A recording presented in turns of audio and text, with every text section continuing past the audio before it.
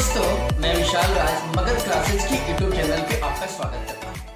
दोस्तों, आप लोग अध्ययन कर रहे हैं पर्यावरण अध्ययन। भिन्न भिन्न प्रतियोगी परीक्षाओं के लिए महत्वपूर्ण तथ्य आप लोग के सामने में प्रस्तुत करने वाला हूँ। दोस्तों, आज की क्लास में आप लोग पढ़ने वाले हैं स्वास्थ्य और रोग। जैसा कि कहा गया है कि आप स्वस्थ कैसे रह सकते हैं। दोस्तों, स्वस्थ रहने के लिए आपको शारीरिक तौर पे, मानसिक तौर पे और सामाजिक तौर पे आपको खुशहाल होना चाहिए। यानी कहने का अर्थ है कि शारीरिक तौर पे और मानसिक तौर पे और सामाजिक तौर पे यदि आप आनंदित हैं तो आपको स्वास्थ्य समझा जाएगा। और यदि दोस्तों आप मानसिक तौर पे या आर्थिक तौर पे या सामाजिक तौर पे आपकी स्थिति सही नहीं है, यानी आपका स्वास्थ्य खराब है, तो आपको लोग समझेंगे कि आप बीमारियां से ग्रसित हैं, यानी आपको कोई रोग हो गया है। तो आज हम लोग यही दो तथ्य के बारे में पढ़ने वाले हैं, स्वस्थ और क्या रोग। तो आइए दोस्तों हम लोग स्टार्ट करते हैं स्वस्थ और रोग।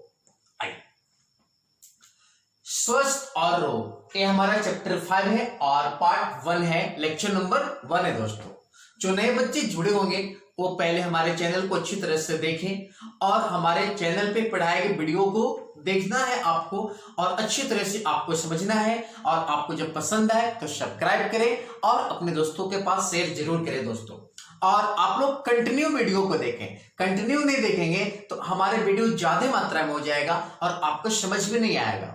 देखिए दोस्तों, यदि आपकी तैयारी होगी तो कौन, कब और कैसे उठेगा, एक कोई नहीं बता सकता है कि कौन, कब और कैसे एग्जाम पास करेगा और कौन कैसे पास हो जाता है कब, इसकी गारंटी कोई नहीं ले सकता है और ना कोई बता सकता है। इसलिए मेहनत आपको करना होगा। यदि आप मेहनत कर रहे हैं, यानी आपको खुद भी भरोसा करना होगा। यदि आप खुद भी भरोसा करते हैं तो आप एग्जामिनेशन में अधिक से अधिक नंबर ला सकते हैं और आपको क्लास में भी कोई टॉपर बनने से कोई रोक नहीं सकता है। और एग्जामिनेशन तो दूर है, आप दुनिया का कोई भी एग्जामिनेशन देंगे तो आपकी सफलता कदम चूमेगी। कब? जब आपको खुद पे विश्वास होगा तब। तो आइए, खुद पे विश्वास यानी आपको स्वस्थ रहना होगा, आपको किसी भी रोग से ग्रसित नहीं होना होगा। और यदि आप स्वस्थ रहेंगे तो आप सारे कॉम्पिटिटिव एग्जामिनेशन की तैयारी कर रहे होंगे और आपका हौसला बुलंद होगा। तो आइए हम लोग पढ़ते हैं स्वास्थ्य और रोग, पर्यावरण अध्ययन। स्वास्थ्य क्या है दोस्तों? शारीरिक, मानसिक व सामाजिक रूप से पूर्ण आनंदित होना स्वस्थ कहलाता है। दोस्तों, हमारी बात को फिर से सुनेंगे। स्वस्थ क्या है, यानी आप स्वस्थ कैसे रहेंगे? तो शारीरिक तौर पे यानी आपके शरीर के सभी अंग ठीक होने चाहिए, कहीं पे कटे छटे दर्द नहीं होनी चाहिए। मानसिक तौर पे यानी आपका कोई भी मानसिक थकान नहीं होना चाहिए। और सामाजिक तौर पे यानी समाज से आपको भरपूर प्यार मिलना चाहिए और या तो आप समाज से जो चाहते हैं वो आपको मिल रहा है, जो आप उम्मीद करके समाज से बैठे हैं, तो आप पूर्ण रूप से क्या होंगे? स्वस्थ होंगे। तो इस प्रकार को हम लोग कहते हैं क्या? स्वस्थ। अब देखिए दोस्तों, रोग या बीमारी क्या है? तो शारीरिक, मानसिक और सामाजिक तौर पे यदि आप स्वस्थ नहीं हैं तो आपको रोगी समझा जाएगा, आपको बीमारियां से ग्रसित समझा जाएगा। यानी शारीरिक, मानसिक और सामाजिक रूप से पूर्ण स्वस्थ न होना रोग कहलाता है या बीमारी कहलाता है। अब दोस्तों, आपके यहाँ जो बीमारियां हैं दो प्रकार की होती है। एक बीमारियां जो होती है वंशानुक्रम चलता है, ये आपके कहने का अर्थ है कि वंश के आधार पर चलता है, यानी माता पिता को होता है तो बाल बच्चों को भी होता है। तो इस प्रकार के कुछ रोग हैं और कुछ रोग ऐसे हैं जो आपको वातावरण से अर्जित होता है। तो इस प्रकार के रोग को हम लोग कहते हैं अर्जित रोग या उपार्जित रोग। तो बीमारियां दोस्तों आपके दो प्रकार के होते हैं। एक जन्मजात बीमारियां होता है जो आपको जन्म से ही होता है, और दूसरा होता है उपार्जित बीमारी जो आपको वातावरण से मिलता है। तो बीमारियां यदि आपसे कोई पूछे कि कितने प्रकार का होता है तो आप क्या बताएंगे? दो प्रकार का होता है। यानी यहां पर हमने लिखा बीमारियां दो प्रकार का होता है। फर्स्ट, जन्मजात बीमारी। जन्मजात बीमारी क्या है दोस्तों? जन्मजात यानी जन्म से ही किसी व्यक्ति में पाए जाने वाले बीमारी जो होगा उसी को आप कहेंगे जन्मजात बीमारी। यानी वैसा बीमारी जो किसी व्यक्ति विशेष के अंदर जन्म से ही होता है, उसी बीमारी को कहते हैं जन्मजात बीमारी। और देखिए दोस्तों, जन्मजात बीमारी क्या है? हीमोफीलिया और वर्धता। हीमोफीलिया क्या होता है कि आपके शरीर में रक्त का थक्का नहीं जमेगा, यानी शरीर में कोई भाग यदि आपका कट जाएगा तो आपका ब्लड रुकेगा नहीं, यानी रक्त का थक्का नहीं जमेगा, तो इस रोग को कहते हैं हीमोफीलिया। और वर्धता, वर्धता क्या होता है कि जिस व्यक्ति को वर्धता नामक बीमारी रहती है उसे जन्म से ही लाल और हरा में अंतर नहीं कर पाता है।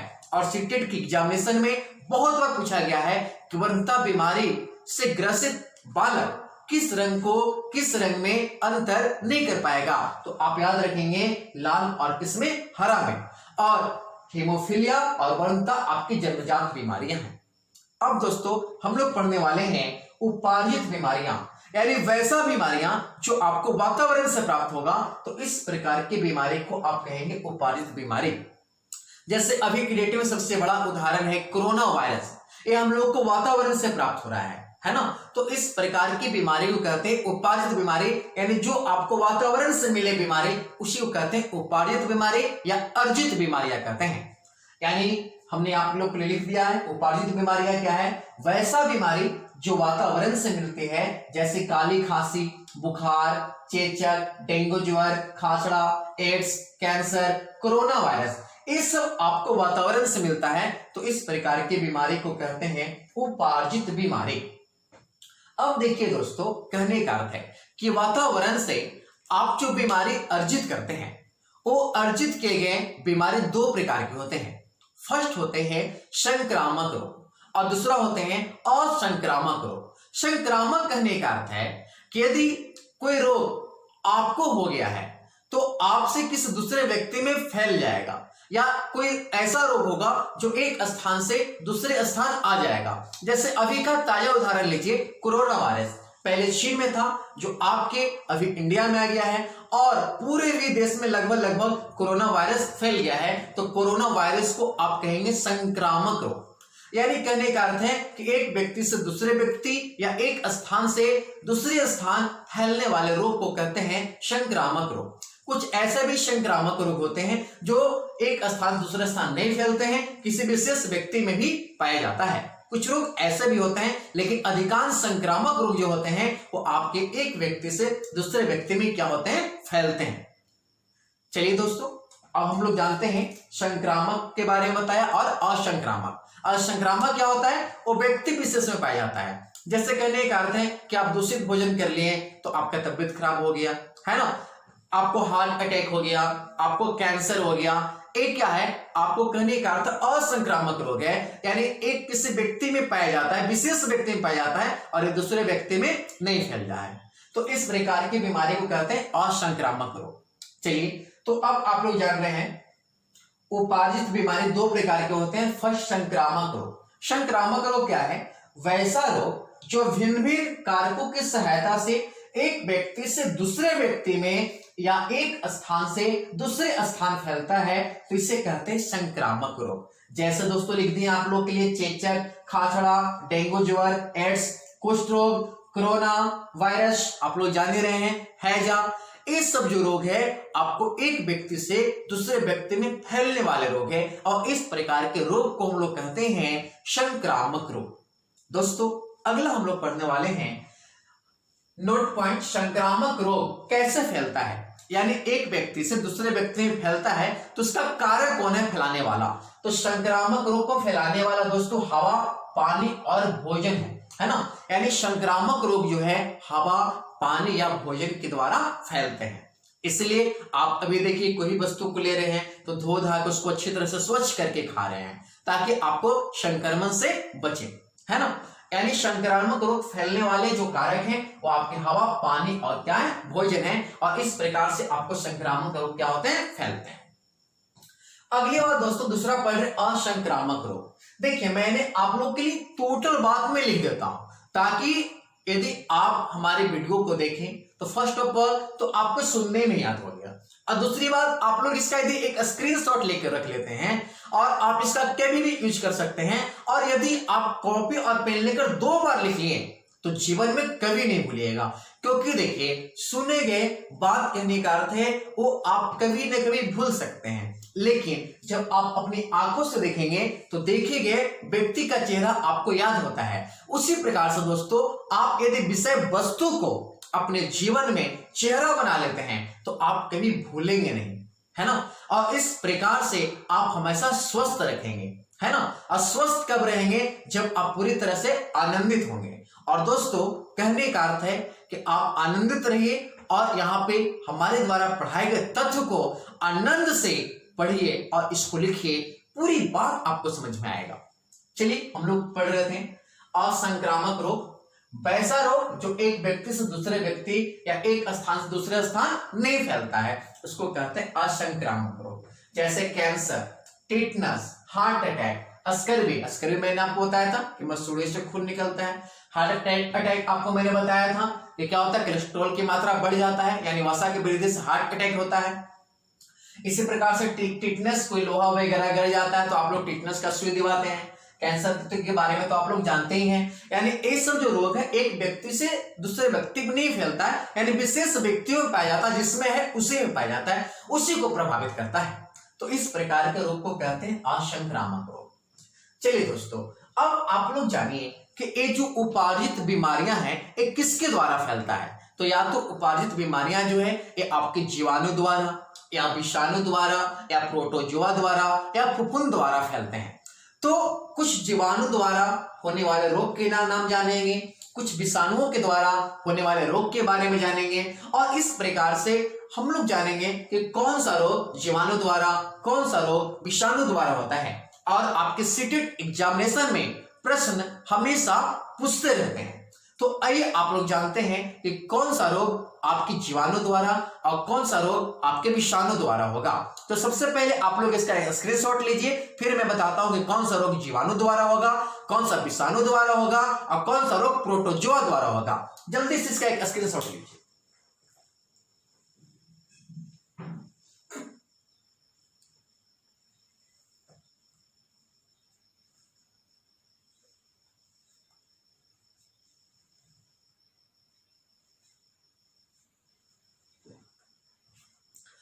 चलिए दोस्तों आप लोग स्क्रीनशॉट ले लिए होंगे। अब हम लोग आगे की बात करते हैं। देखिए यहां पे हमने लिखा फर्स्ट ऑफ ऑल कि बीमारियां कीटाणु, यानी कीटाणु कौन कौन होते हैं, जीवाणु, विषाणु, प्रोटोजोआ, फफूंद द्वारा फैलते हैं, है ना।